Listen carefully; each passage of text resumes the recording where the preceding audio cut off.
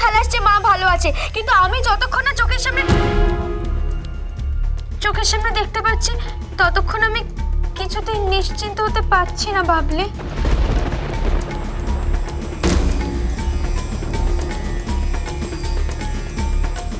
আপনি চলে আসুন। আমি যদি জানতাম মা কোথায় আছে আমি এক্ষুনি ছুটে চলে যেতাম। বিশ্বাস করো, যত দূরেই মা থাকুক না কেন, যাই খরচা হোক না কেন, আমি ঠিক চলে যেতাম। আমি মার কাছে যেতে চাই। কেউ কি আছো যে বলে দেবে মা কোথায় আছে? কেউ বলতে পারবে মা কোথায় আছে? আমি বলছি আপনাকে, আপনি চলে আসুন।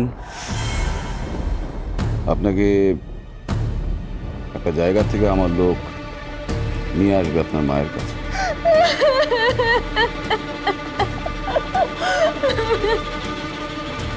আপনি কাঁদছেন কেন?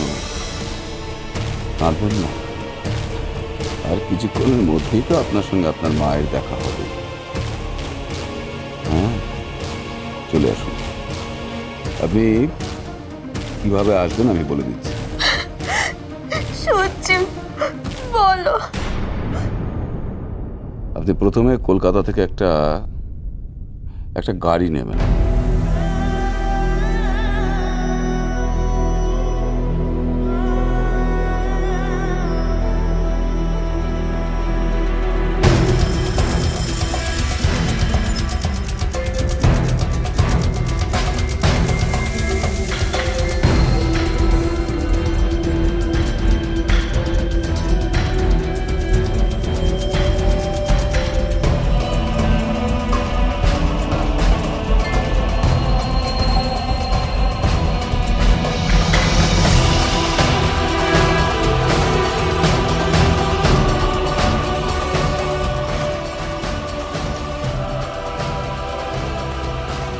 তুমি যতই সান্ত্বনা দাও না কেন বাবলি, আমার যে মন মানছে না।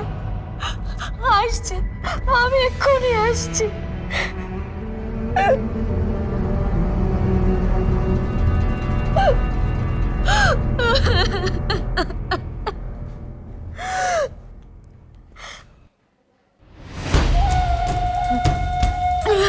ও ফুলকি, কি বলছিল রে ফোনে বাবলি? বাবলি আমাকে সান্ত্বনা দিচ্ছিল, বলছিল দেখো মা ঠিক ফিরে আসবে। আমাকে না ওখানে যেতে বলছে, বলছে যদি চিলিক ওখানে চলে আসে তাহলে তো। ঠিক আছে, তুই বাড়ি ফিরে যা।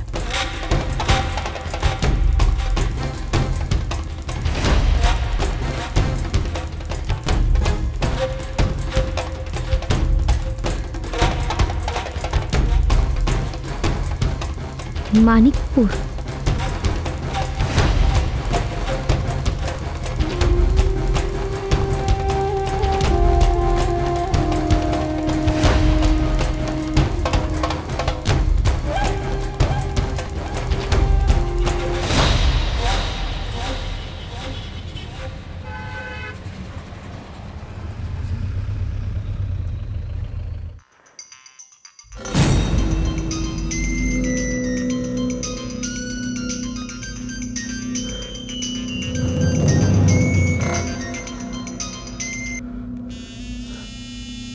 হ্যালো, টাকার ব্যবস্থা হলো?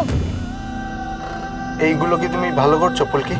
আমি এখনো কিছু করিনি আদিত্য, কিন্তু এবার শুরু করব। তুমি তো টাকাটা দিয়ে দিলেই পারো, আর টাকাটাকে কাজে লাগানোর পর তুমি ঠিক বুঝে যাবে যে আমি ঠিক কাজ করেছি নাকি বেঠিক করেছি। ফুলকি, আমি অত কথা শুনতে চাই না আদিত্য।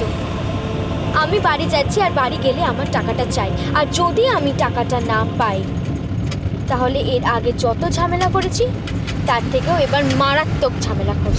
আমি শুধু এইটুকুই বলে রাখলাম। এতগুলো টাকা?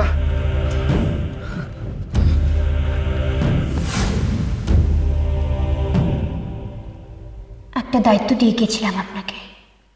যাওয়ার আগে বলে গিয়েছিলাম যে এই কটা দিন একটু সাবধানে থাকবেন আর ফুলকিকে একটু চোখে চোখে রাখবেন। আর যদি আমার আসতে আর একটু দেরি হয়ে যেত তাহলে কি হতো বলুন তো? মামা কি করব আমি এবার? ভাগ্নে, তুমি একটা কাজ করো, তুমি বরং ঝিলিকের সাথে একবার কথা বলো। ঝিলিক? হ্যাঁ, ঠিক বলেছেন তো আপনি, ঝিলিকের সঙ্গে কথা বলে বলো বলো বলো।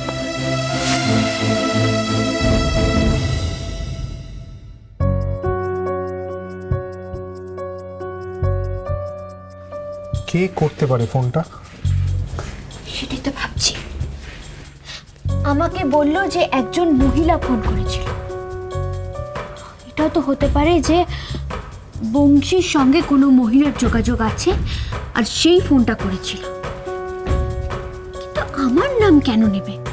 আমার তো সেখানেই খটকা লাগছে। অথচ ফুলকি বা এতগুলো টাকা একসঙ্গে কেন চাইবে? আচ্ছা, আপনার কি মনে হয় এর পেছনে ফুলকির কোনো হাত আছে?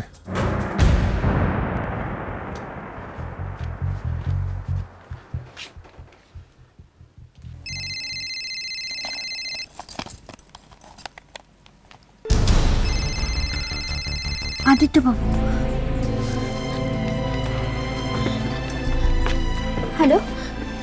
হ্যাঁ আদিত্যবাবু বলুন। ফুলকি আমাকে এক্ষুনি ফোন করেছিল। কি বললো? ওর টাকাটার জন্য আমাকে প্রেশার দিচ্ছে।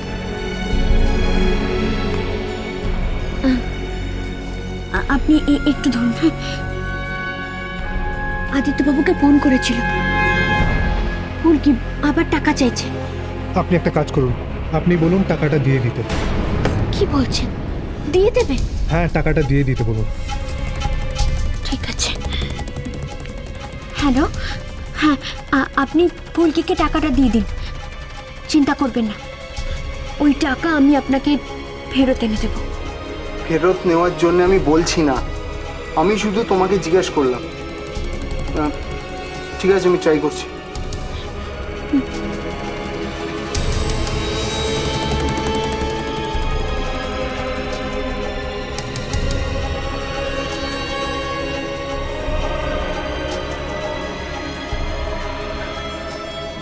মামা, টাকাগুলো জোগাড় করতে হবে। কিন্তু এতগুলো টাকা ভাগ্নে এখন কোত্থেকে যে জোগাড় হবে? আমি জানি না মামা, কিচ্ছু জানি না। আপনি এখানকার অবস্থা ভালো করেই জানেন। কিন্তু আমি একটা কথা আপনাকে বলে দিতে পারি, ঝিলিক যখন বলেছে টাকাটা দিয়ে দিতে, তখন টাকাটা দিয়ে দিতে হবেই, ব্যাস। সে তো বটেই, কিন্তু দিদি ছাড়া এতগুলো টাকা আর কে দেবে? অবশ্য ঝিলিকের নাম না মামা, ঝিলিকের কথা মাকে বলা যাবে না।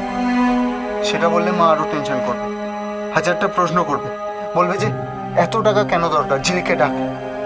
না, ঝিলিকের কথা মাকে বলা যাবে না। কিন্তু তোমার নাম করে তো টাকাটা চাওয়াই যাবে না। সেটা তো চাওয়াই যাবে না। কি করা যায়? কিছু তো একটা ভেবে বের করতে হবে। মায়ের সই জাল করবে।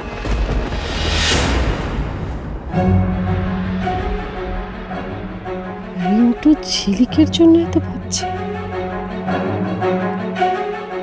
অঙ্কটা তো ঠিক মিলছে না। কি বললে তুমি? তোমার মাথা খারাপ হয়ে গেছে? দিদি সই তুমি জাল করবে? ধরা পড়লে কি হবে জানো? তখন যা হবে ভেবে দেখা যাবে। এখন তো মা বুঝতে পারছে না, কিন্তু ঝিলিককে প্রবলেম থেকে বের করতেই হবে। পরে নয়, আমি নিজের ওপর দোষটা নিয়ে নেব।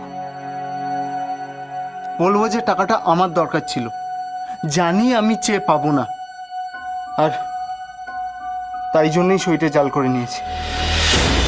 তোমায় ছাড়া ঘুম আসে